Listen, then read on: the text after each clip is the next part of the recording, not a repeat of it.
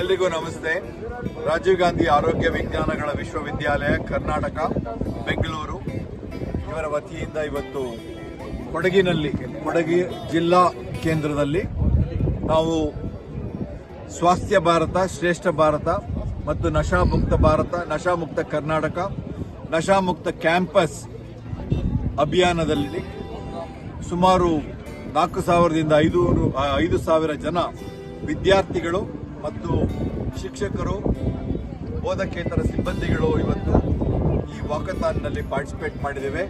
ಇದನ್ನ ಮಾನ್ಯ ಶಾಸಕರಾದ ಡಾಕ್ಟರ್ ಮಂತರ್ಗೌಡ ಅವರು ಹಾಗೂ ಕೊಡಗು ಜಿಲ್ಲೆಯ ರಾಜೀವ್ ಗಾಂಧಿ ಆರೋಗ್ಯ ವಿಜ್ಞಾನಗಳ ವಿಶ್ವವಿದ್ಯಾಲಯದ ಅಡಿ ಬರ್ತಕ್ಕಂಥ ಎಲ್ಲ ಕಾಲೇಜಿನ ಪ್ರಾಂಶುಪಾಲರುಗಳು ಮತ್ತು ಅದರ ಓನರ್ಸ್ಗಳು, ಅಸೋಸಿಯೇಷನ್ನವರು ಸೇರಿ ಲಯನ್ಸ್ ಕ್ಲಬ್, IMA, DHO ಎಲ್ಲರೂ ಇದರಲ್ಲಿ ಭಾಗವಹಿಸಿದ್ರು.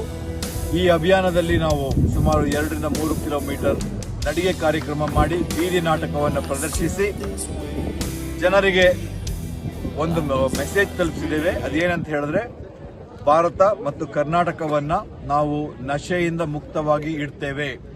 ನಮ್ಮ ವಿದ್ಯಾರ್ಥಿಗಳ ಸ್ವಾಸ್ಥ್ಯ ನಮಗೆ ಮುಖ್ಯ.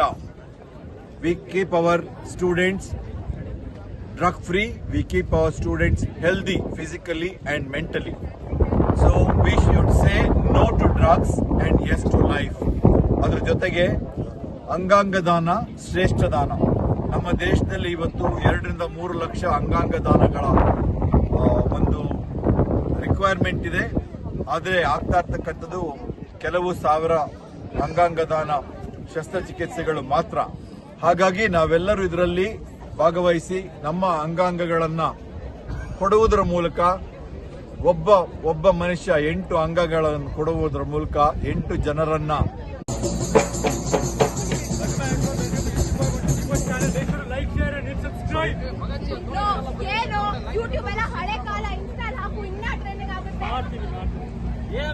ಏನಯ್ಯ ಇಲ್ಲಿ ಆಕ್ಸಿಡೆಂಟ್ ಆಗಿ ಬಿದ್ದವನ ಆಂಬುಲೆನ್ಸ್